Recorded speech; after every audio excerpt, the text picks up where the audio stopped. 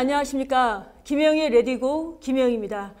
오늘은 김기령 서울시 도시계획균형위원장님 모셨습니다. 안녕하십니까? 네, 위원장님. 안녕하세요. 네, 위원장님을 스포츠 경영 전문가로 많이들 알고 계십니다. 맞습니다. 그러면 스포츠 경영하고 정치하고 이게 좀 이렇게 좀 연관성이 없는 것 같은데 어떻게 정치인으로 입문하시게 되셨나요? 저는 이제 스포츠 경영으로 이제 석박사를 했습니다.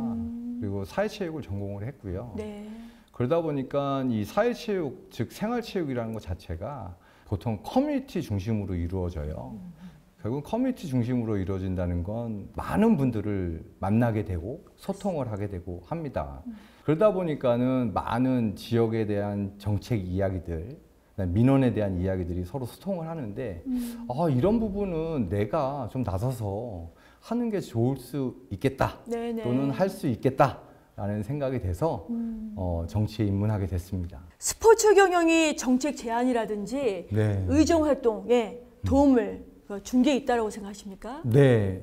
제가 이제 국회에서 보좌관 생활을 할 때 저는 스포츠를 한 사람으로서 가장 제가 봤을 때 문제가 됐던 게 뭐였냐면 네. 연극을 보거나 음악 감상을 하거나 공연을 보거나 마찬가지로 이런 건 소득공제가 되는데 왜 내가 야구 관람을 하거나 그다음 내가 스포츠를 위해서 내 행복을 위해서 추구하는 거는 왜 소득공제가 되지 않나 라는 의문점에서 네. 스포츠 소득공제를 법안을 제가 모시는 의원님 통해서 발의를 했었습니다. 아, 그러면 시의원 들어오시기 전에, 전에. 의원 전에. 네, 맞습니다. 예, 국회 보좌관 네, 네, 출신이시죠? 맞습니다. 네, 아, 네. 그러셨군요. 그 이후에 이제 서울시의회에 와가지고는 네. 이제 저희가 이제 스포츠 마케팅 그다음에 경영 이쪽이다 보니까 아무래도 이런 거를 선진 사례에서는 어떤 정책을 갖고 있나라고 했을 때 제가 가장 하고 싶었던 게 뭐냐면 네이밍 라이츠예요. 저희 서울시에는 아시다시피 공공체육시설이 많이 있잖아요. 기업에게 그러니까 명명권을 파는 거죠.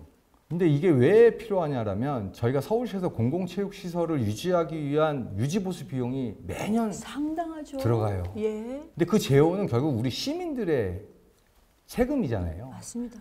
그런 명명권을 기업들한테 팔고 기업은 그런 명명권을 가지고 마케팅에 활용을 하고 우리 서울시는 세수로 받아들여서 우리 세금을 좀 줄이고 그런 돈들을 다른 복지 예산이나 이런 걸로 활용하면 좋을 것 같아서 서울시 조례에 네이밍 라이츠를 집어넣는 조례를 개정을 했습니다. 서울시 도시계획균형위원장 네. 자리라고 하면 네. 서울의 미래를 설계한다 하더라도 과언이 아니지 않겠습니까? 맞습니다. 우리 위원장님께서 그리는 서울의 미래. 결국에는 균형 발전이라는 건 서울의 균형 발전이라는 건 결국엔 그 구에 맞는 그 지역에 맞는 특색에 맞는 발전을 기획하고 녹여내는 게 그거가 진정한 균형 발전이 아닌가. 우리 위원장님이 지금 앞으로 가셔야 할 그런 길들 제가 응원하도록 하겠습니다.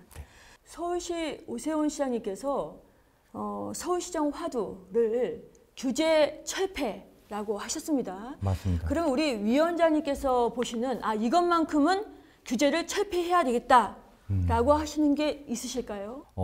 토지거래 허가제 네네.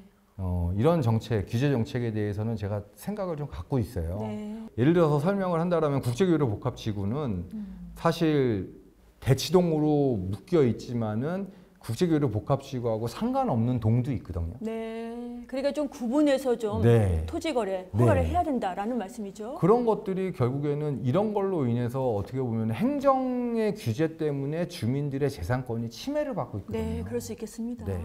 그렇기 때문에 이런 것들을 좀 더 우리가 왜 핀셋이라는 말을 쓰잖아요. 네네. 그래서 핀셋으로 규정을 하는 게 규제를 하는 게 맞지 않나라는 저는 정말 그런 생각을 갖고 있습니다. 그 다음에 저희가 지금 뭐 서울시하고 같이 얘기되고 있는 게 예를 들면 용적 이양제라고 네. 문화시설이 있는 부분은 예를 들어서 층수가 제한이 돼요. 네네. 그럼 그런 부당함을 받은 거를 다른 주체한테, 다른 그 개발한테 용적률을 파는 거예요. 그것도 좋은 아이디어신 네, 것 같습니다. 이양을 하는 거예요. 예. 근데 이런 사례가 저희가 서울시에서 막 지금 뭐 선도적으로 하겠다 이런 게 아니라 네. 이미 뉴욕, 도쿄, 이런 데는 다 벌써 이루어지고 있어요. 네, 그래서 저희도 이제 시범적으로 이렇게 조금씩 좀 규제를 좀 유연하게 좀 해보는 게 어떤가 해서 이런 것들은 좀 변화돼야 되지 않겠나. 위원장님께서 그 가장 역점, 중점을 두고 지금 진행하고 계시는 의정 활동 어떤 거라고 보십니까? 저는 그 5대 기조를 가지고 있어요. 5대 기조. 처음이 디벨로핑이에요. 그러니까 성장하는 도시를 만들고 싶은 네. 거예요. 계속 개발되고 성장하는 도시. 그러기 위해서는 유연한 규제가 필요한 거고. 그 다음은 이제 리빙, 삶이 있는 도시를 만들고 싶어요. 네. 우리가 요즘에 트렌드가 뭐냐면 직주락이라고 해가지고 모든 게 그 안에서 해결되고 네, 하는 예, 예, 그러니까 예. 여기서 삶이 다 이루어질 수 네. 있는. 그다음에 세 번째가 제가 커넥팅이에요. 네.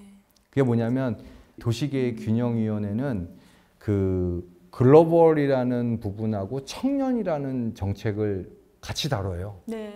그냥 도시계획 쪽으로만 봤을 때는 그 소통, 연결이라는 그 커넥팅이 길만 있을 텐데 제가 보는 건 세대 간에, 네. 국가 간에, 민족 간에 이런 것도 소통이 이루어져야 된다. 네 번째는 네. 네 번째는 친환경이에요. 친환경. 네. 에코 프렌들리. 네. 결국에는 우리 후세들에게, 우리 미래 세대들에게 줄 수 있는 것들이 결국은 환경이잖아요. 맞습니다. 예. 그런 친환경적인 그런 도시를 만드는 게 굉장히 중요하지 않을까. 네. 마지막 다섯 번째는 트렌드예요. 트렌드. 네, 트렌딩. 어떻게 도시가 이 문화를 잘 흡수할 것이냐. 이게 굉장히 도시계획에서 중요하다고 생각을 해요. 저희 상임위 위원님들하고도 얘기를 하고 그다음에 우리 집행부들한테도 얘기를 했더니 굉장히 좋은 어떤 기조다라고 해서 서울의 도시계획은 이렇게 가야 되지 않을까라고 하여튼 서로들 얘기를 했습니다. 저도 서울 시민의 한 사람으로서 우리 도시 계획 균형 위원장님 말씀을 들어보니까 든든합니다. 예, 진심으로. 예. 아닙니다, 아닙니다. 그럼 이제 우리 서울 시민들에게 마지막으로 이제 한 말씀 해주신다면. 제가 이제 그 상임위원장 이제 출마하면서 글로벌 탑 5 도시의 서울을 만들겠습니다. 네. 라는 얘기를 했어요. 네, 들었습니다. 네. 네. 근데 제가 봤을 때 아직 서울은 글로벌하지 않았어요. 무슨 얘기냐면 모든 인프라가 그 초점이 우리 자국민도 있지만 그 글로벌화 맞게끔 뭔가 이렇게 많은 변화들이 필요하지 않을까. 네. 그래갖고 지금 국가나 서울시는 어떤 일들을 하고 있냐면 뭐 동남아시아가 됐던 뭐 중앙아시아가 됐던 이런 친구들을 인재들을 대학생들을 유치하는 이런 정책을 많이 피고 있어요. 네. 그 남는 게 결국에는 인구 어떤 정책에 이바지하려는 거잖아요. 네. 우리가 많이 이렇게 다문화를 받아들임으로써 저출산 정책에 그러니까 저출산을 그러니까 네네. 해결하기 위한 정책에 도움이 되지 않을까라고 생각을 해요. 그래서 그런 일들을 좀 펼쳐나가는 그런 의정 활동을 하려고 합니다. 네. 야, 글로벌 스탠다드를 맞추기 위한 부분에서 바라보는 관점, 그러니까 외국인 네, 시선에서 네. 바라보는 관점의 어떤 정책들 맞습니다. 필요할 것으로 보입니다. 맞습니다. 예. 저희 하이라이트 코너 마지막 순서인데 네, 우리 김기령 위원장님께서 즐겨 부르시는 애창곡 네, 준비해 오셨죠? 네. 어떤 거죠? 이문세 가수의 알 수 없는 인생을 한번 준비해봤습니다. 알 수 없는 인생 그 선곡하신 이유는? 뭐 어른이 됐다라고 하지만 아직도 잘 모르는 게 인생이 아닌가. 그래서 어르신들한테 많이 더 배워야 되지 않을까. 그럼 우리 김기령 위원장님의 이문세 씨 알 수 없는 인생 들어보도록 하겠습니다. 네. 언제쯤 사랑을 다 할까요? 언제쯤 세상을 다 할까요? 얼마나 살아봐야 할까요? 정말 그런 날이 올까요? 시간을 되돌릴 순 없나요? 조금만 늦춰줄 순 없나요? 눈부신 그 시절 나의 지난 날이 그리워요.